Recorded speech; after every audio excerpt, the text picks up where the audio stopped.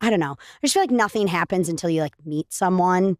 So in the end of the day, you got to just like put yourself out there and like meet more people. I think about it all in terms of momentum, meaning like the momentum of like Mark meets you at a random trade show, then you give him a ride, and then he's thinking of you, and then he's got this idea, and then it's like, then his energy is feeding your energy, and then you're both, and it's like you're both kind of start like, I even think with a company, like one person can push something so far, but all of a sudden you have 70, 80, 100 people pushing the same thing, and that momentum is so strong that it almost like forces the thing to go somewhere. Yeah. Does that make sense? Yeah, totally. But you can't do that unless you get moving. Talk to us about the early stages, the nitty gritty that no one sees, initial rejections. What happened in the beginning that maybe could have broken you guys, but didn't? Yeah. So like Mark had hired a couple to help him like launch the business, and I was just the marketing consultant, and like they weren't really getting anywhere. So he let them go right before we launched, and we kind of took off. But he was like working on a product. He probably told you about it, this Carolina Gold barbecue sauce that he was obsessed with. And I remember getting the ingredient statement, and I was like, Mark, you can't launch this. Like this was back when if you just slapped paleo on anything, it was like fine. I'm like, this has like 29 grams of sugar in it. Like it's literally like the formulation was like 44% maple syrup or something. So I think the early days, like the early days, God, I didn't hire anyone for 10 months. So Mark had, for those listening that don't know, he had a supplement company, which we still sell supplements today, and a blog. And he was doing like, say maybe 10 million in sales and probably taking home like 2 million a year, but his base was kind of dwindling. So we had like support staff of people who like were able to ship packages or like handle customer service, but there was no one really like strategically focused on the brand. So I think for like people listening who want to launch a food company where a lot of people get in trouble, I would say like things we did right.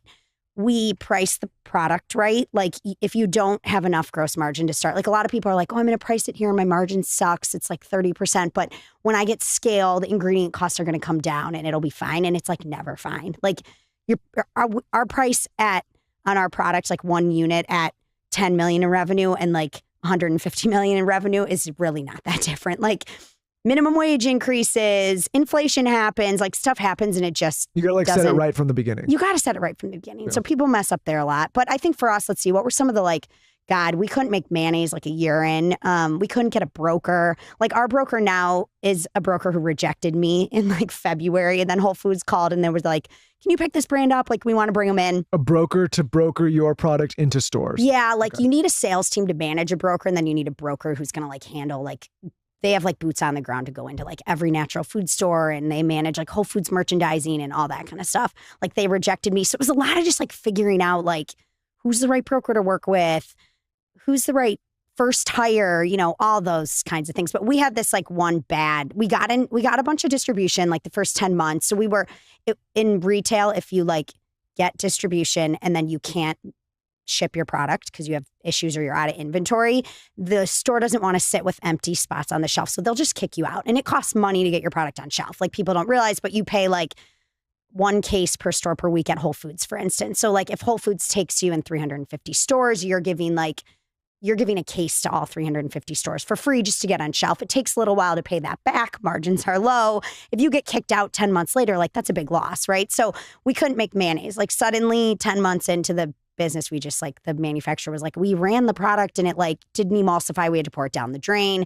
And we're like, what? And then you can't it's not like they can just try again the next day. Like the next day they're running Hellmann's mayonnaise. And the day after that, they're running Trader Joe's private label mayonnaise.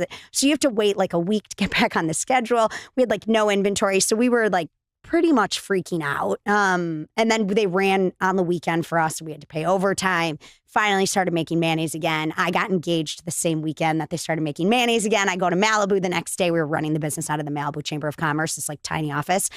And I didn't want to tell Mark. It was like such a big deal for us. I didn't want to tell him on the phone. So I like wait. He like busts in the office and I was like, we're making mayonnaise and I'm engaged. And we both just start like sobbing in the office. And it was kind of just this like, I don't know. That was like a big tough thing for us. When you guys were going through that stressful period of time, what were things that you did both professionally and personally kind of manage that? Because I think a lot of people, it's inevitable. You're going to hit this in any, even if you're not running a big business, just like in any endeavor. And I just wonder, looking back, how you guys manage that, and do you think you managed it well?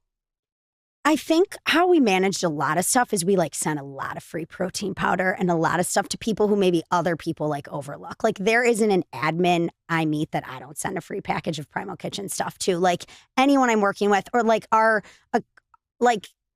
I feel like there's a male ego thing. Like Mark would always be like, we got to talk to like the guy in charge at our co-man QMB. And I'm like, Mark, that guy's like golfing. He has no idea what's going on with our account. Like truly, we met him and I was like, this is It's like when someone, this is like my pet peeve. Yeah. I've never talked about it on the show. When someone's pitching an investor and the investor's like out to dinner with his wife and like say you're like pitching the guy and the person who's pitching doesn't look at the wife. Yeah.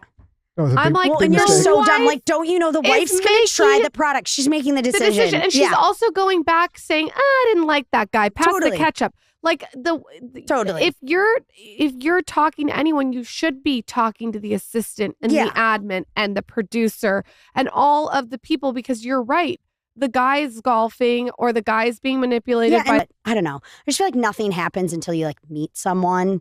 So in the end of the day, you got to just like put yourself out there and like meet more people. I think about it all in terms of momentum, meaning like the momentum of like Mark meets you at a random trade show, then you give him a ride, and then he's thinking of you, and then he's got this idea, and then, Yeah. and then it's like, then his energy is feeding your energy, and then you're both, and Yeah. it's like you're